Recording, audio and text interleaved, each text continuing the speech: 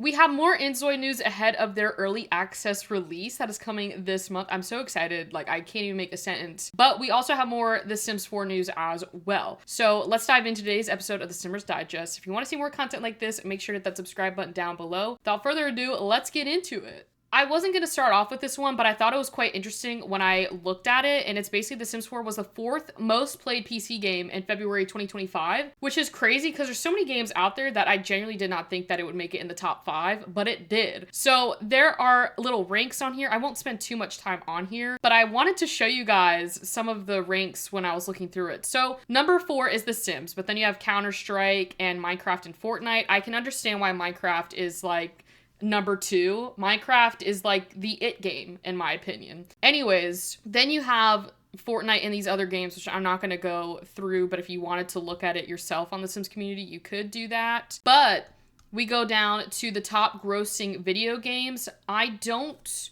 think... Oh, The Sims 4 ranks number 9.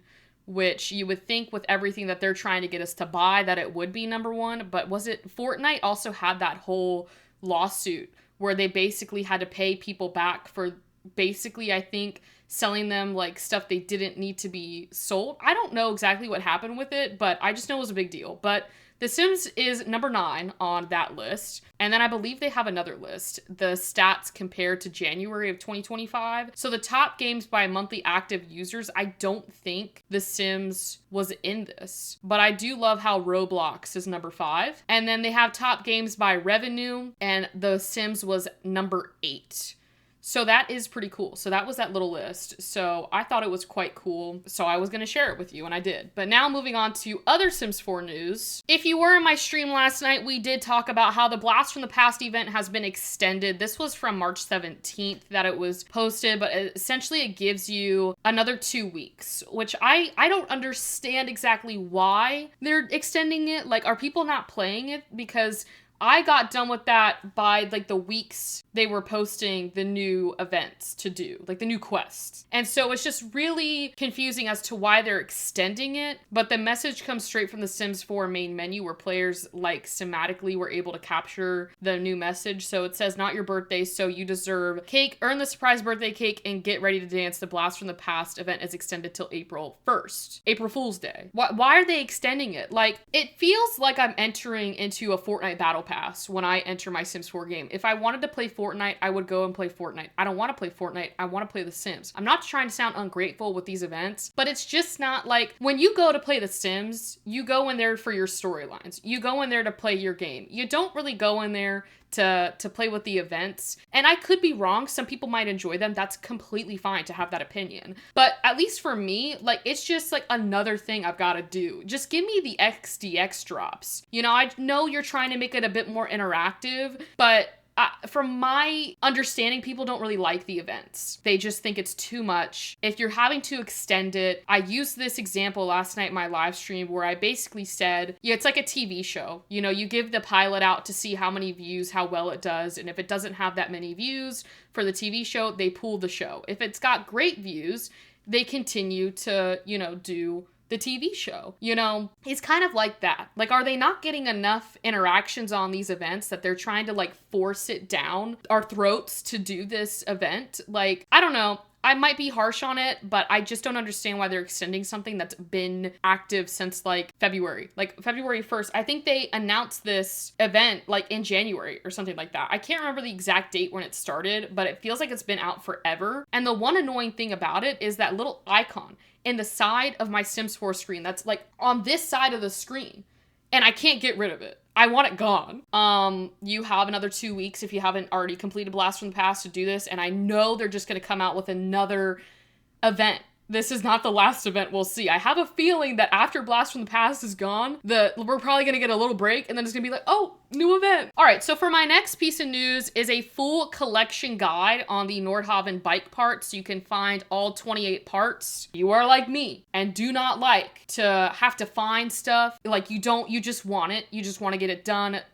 Tell me where the pieces are and I will get them. This is for you. If you are not like that and you actually like to play the game properly and how you're supposed to collect them and not cheat to get them, which there's nothing wrong in cheating in The Sims, okay? But this collection guide might not be for you. All right, so basically it's a complete guide of all the bike parts that you have. They even have a table of contents, so how to check your collection progress, how to find the bike parts, the fishing spots, and then they also have the list and then unlocking the free bike, which I take it is this bike right here. I don't know. I know they did add a couple collection things for this expansion pack. So this is like the household collections. So you have the bike parts there. How to find the bike parts, I believe they have in the fishing spots in Nordhaven and selecting the clean the canal option. So bike frames can be found in Iverstad with the bike wheels being found in Gamelvik. So the interaction is inspired by a large number of bikes found in the canals of cities such as Amsterdam, the capital of the Netherlands, which I can attest to. I have a friend that lives in the Netherlands. She only rides on her bike. That is a big part of the Netherlands. So I love how they did add that bike, the bikes in there, because it's very Amsterdam. Anyways, they have these fishing spots that you can get the bike wheels from in Gamelvik. So those are what you're going to want to look for. And then they have the Iverstad bike frames, which are going to be around here. This is the full list of all the bike parts. I'm not going to go through all of these, but if you are actively looking for bike parts, you can scroll through here and see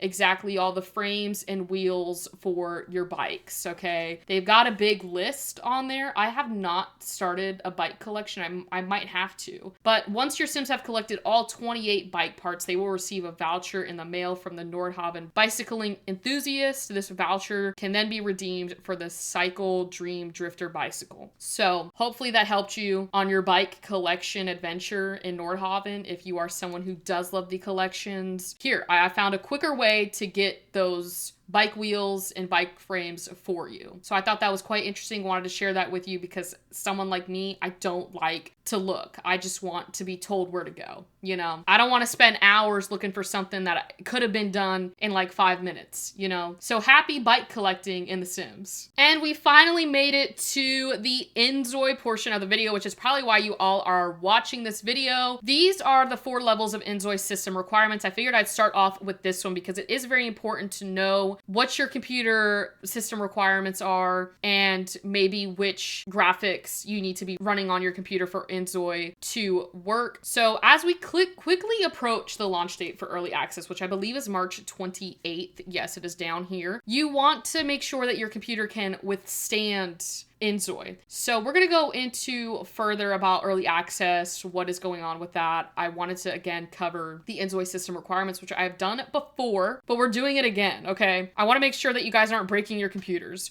The minimum system requirements are right here. It requires a 64-bit processor and operating system, Windows 10 to 11, like version, the OS. Processor, Intel i5, 10400, AMD Ryzen 3600. I have no clue what any of this means. End of the day, please check your computers. Make sure that you have the requirements. So there are 4 different levels. Obviously, you have minimum, medium, the recommended, and the high system. What I'm going to tell you now, I don't know how InZOI runs. I don't know how it compares in reference to The Sims because it's not out yet. So I can't tell you exactly from my experience, oh, it's either laggy or it's not. I don't know because it's not even out yet. So from getting information from The Sims, I would go for either the recommended or the high system requirements just because InZOI looks a lot more realistic and has, in my opinion, better graphics, like alpha graphics in a way than The Sims. Like if you look at The Sims 4 and you take like alpha custom content, like an alpha custom content Sims, that's essentially what InZOI is. So I would just pick the recommended or high system requirements because I don't know how well it would run on a minimum or medium requirement, if that makes sense. So my best bet to tell you is to go for one of these recommended, requirements for your computer if you want to play InZOI. So now that we've read the different requirements, you might be wondering like how this looks in the game. So they're kind of already answering my questions, but I was just trying to give you guys my opinion on what I think your requirements, the best requirements would be. And as someone who has played The Sims, and you all have played The Sims, hopefully, if you're watching this video, then you will know what I'm talking about when I talk about like the lag, The Sims is very broken. We know that. But this is the ZOI character details. So they have one for minimum, medium, recommended, and high. You can see Obviously, the more detail, the higher you go. I just don't know how well the game will work if you have like a minimum or medium requirement PC. It could be a little laggy. I don't know. Again, I haven't played it. Residential houses, you have minimum, medium, recommended, and high. So definitely recommended and high look to be better, obviously, than minimum and medium. You have an apartment at night. Those don't look good. Those look blurry. Oh, okay. I had to physically click on the photo. I'm gonna move myself down so you can see this. But again, recommended and high look better than minimum and medium. And then your apartment living space, again, it goes through minimum, medium, recommended, high. I'm gonna say it again, recommended and high look to be the best. Outdoor music with rain. I love how they're giving all of these options for us. You know, they're really letting us look and see exactly, you know, how it will look in game with the different requirements. They're going above and beyond for us. Because I was for sure thinking, oh, I'm gonna have to go in the game and mess around with these settings. No, they were like, here you go. This is what's gonna look like. And then you have outside with the different graphics. You have the outdoor music event. So it is very cool to look through the different graphics and see exactly what you want. So it says, as mentioned earlier, InZOI delivers high quality graphics and realistic city level simulations, which require higher system specifications. While these requirements ensure the best possible gameplay experience, we remain committed to making InZOI accessible to more players. We plan to implement a feature that automatically adjusts game settings to provide the best possible experience. Okay, that's cool. Additionally, we will continue working on optimizations to improve performance while finding ways to lower system requirements without compromising overall quality. That does weirdly make me feel better because it just kind of shows already that they do care about the players of the game, where I feel like The Sims obviously just cares about how quickly they can throw out a pack. Don't get me wrong, I love The Sims. I'm still gonna play The Sims. Like, just because InZOI's coming out doesn't mean I'm just gonna drop The Sims. The Sims is The Sims. Like, I can't explain it any other way. I love The Sims. I just hope that maybe with them seeing InZOI and Paralives coming out, that maybe they adjust their way of how they go about doing things with their packs and fixing the actual game itself. We can only hope and dream, but it does make me feel better that they are trying to work on with InZOI on having everyone be able to play with it, whether you have high graphics or low graphics. They're trying to improve their game every day. So you can go through here and read it if you want to. I was just kind of giving you the rundown of it. They do have a lot of information for it, but I honestly think that my computer could do high graphics. I think it could. I don't know. A lot of people can't run it on their computer, which I feel so bad for, because so many people have been talking about how their game cannot, like, their computer cannot handle InZOI. They can barely run The Sims on their computer. A lot of people have been talking about how their computer can't run InZOI, and that hurts my heart because they won't be able to play InZOI because their computer can't run it. But that's like majority of the votes. 80 people voted that their computer cannot run it. So I think that's why, going back to the earlier statement of how they're trying to make it better so that majority of people can play it and not just like a small group of people who have the graphics and the system requirements to run it. Anyways, I honestly feel like I'm just yapping at this point. I don't know if any of that made sense, but you do have hope to people that might not have a computer that can't run it. There might be hope that eventually you will have the computer to run it. Anyways, this is kind of a little quicker segment. Krafton announces an InZOI Creative Studio is launching this week. I'm a little late because this was posted on March 17th, but essentially early access is set for March 28th. So on March 28th, if you want to buy the game for early access, you can do that. So the launch of the InZOI Creative Studio will be scattered throughout several exclusive opportunities starting March 20th, after which all players will be able to download InZOI Creative Studio from Steam for free starting March 23rd. But I believe this is only available until March 27th, if I have my information correctly. But it is a free creator game tool that we will be going through down below. So the official announcement about InZOI Creative Studio comes from Krafton's own newsroom, where they announced how the launch process of this game is going to work. So essentially, the InZOI Creative Studio is set to open for download on Steam on March 20th at midnight UTC, 1 a.m. CET, midnight GMT time. However, players won't be able to unlock the version of the Creative Studio unless they have little keys, like a key code that you can get exclusively through Steam drops, websites like Twitch, Stream, and I don't know how to say those other two. So I'm gonna skip over that. but they'll be offering the key drops. If you don't want to do all of that, you can then wait until March 23rd, 2025 and get it out at midnight UTC, and it will be open for everyone, but you will only have a chance to play with it until March 27th, 2025. But it basically allows you to mess around with the InZOI. I'm calling it Create a ZOI, because that's what the people are called. They're called ZOIs. So I'm saying Create a ZOI, and then the build mode, construction mode, they're calling it. So that is cool that we will have the ability to do that. So I might have to do that on like a live stream before they close it down, so we all can experience it together. Again, going back to it, ZOI customization, the construction mode. March 20th, you can get your hands on it if you get a key code. March 23rd, if you don't want to do all of that, I will be doing on March 23rd, because I'm not doing all that. I'm not getting a key code, okay? I'm gonna tell you right now, I'm not doing the key codes. March 23rd is when I will be doing it. But anyways, again, make sure your computers can run it, okay? I cannot stress that enough. Please check your system requirements and figure out which one works best for your computer, okay? All right, now that we've gone through InZOI's system requirements and the Creative Studio launch, here is the most exciting part, I think, about this video. It is InZOI's roadmap for 2025, everything you're getting for $40. Yes, this is everything you will be getting for $40. I do want to preface that this is the early access launch plus additional free updates and downloadable content this year. So essentially for $40, which you would be spending on a typical expansion pack, I do want to preface that when The Sims first launched, their game was $60 for base game, and that did not probably include downloadable content and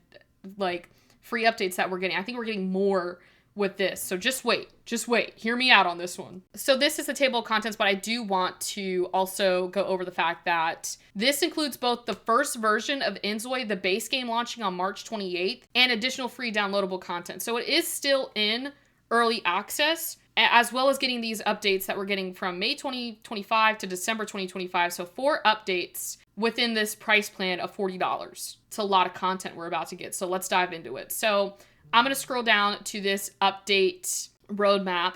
So May 2025, you get an InZOI mod kit, Maya, and Blender. Changes to weight, muscle adjustment, in-game cheat codes, relationship improvements, adoption system, build mode improvements, and new furniture. Create a ZOI improvements, outfit updates. So essentially, a month or 2 months after early access will launch on March 28th, we will be getting the first update. August 2025 rolls around, InZOI update number 2, Ghost Play, Swimming and Pools, more resources for Edit City, AI build mode, freelancer jobs, improvements to text messages and skills, parenting improvements, and a new DLC release, which is the Cat Island world, which is a new city, a new world we're getting for the game, which is a Southeast Asian inspired new city. October 2025, InZOI update number 3, family tree, hotkey customization, build mode, adjust object size, new furniture, moving homes, user experience, UX improvements, create a ZOI improvements, mod updates, which that is very cool to know that we will be able to have mods in InZOI. Then December 2025, InZOI update number 4, memory system, move city, interaction responses based on traits, build mode improvements and new furniture, create a ZOI improvements, mod updates, new outfits, indoor temperature. And that is pretty much it to that. And my mind is blown. I don't know what to say because it feels like they're putting so much thought into this game already before it's even out. Like, they have seen ways on not to do it from The Sims. I think they've kind of learned, okay, this is what people want, this is what people don't want. They've really put time and effort into making this an enjoyable experience for players. The game hasn't even come out yet, and I feel like I'm in a 5-star resort, you know? I don't know exactly what to say, but I do plan on purchasing the game when it comes out because, number one, I do want to show it off to you guys so you can decide whether you want to get it or not when it comes out and just see exactly what the game is like, because I haven't been able to play it. I haven't gotten any early access stuff from it, but let me know what you guys think about it in the comments. I literally am at a loss for words for everything that I've gone over. I don't want to get myself too hyped up because it is still in early access, so, you know, it's not like a final release, but from everything that I've seen with the updates, I am very excited to get my hands on InZOI, so let me know down in the comments, do you plan on purchasing it? Do you plan on getting it when it hits for early access? What Are you excited about what the updates? I think they're bringing a lot of cool things into like their first year, like the first 4 updates. There's a lot of cool things that I'm excited to try out. So with that all being said, thank you so much for watching today's episode of The Simmers Digest. Hopefully you were able to learn some new things with The Sims and InZOI related. If you want to see more videos like this on my channel, make sure to hit that subscribe button down below. We do mod reviews, live streams, news videos on here. If you never want to miss another video on this channel, make sure to hit those push notifications so you always get notified with a new video or live stream on this channel. With that being said, I will see you all tomorrow for our live stream and on Friday for another video. And with that, happy simming.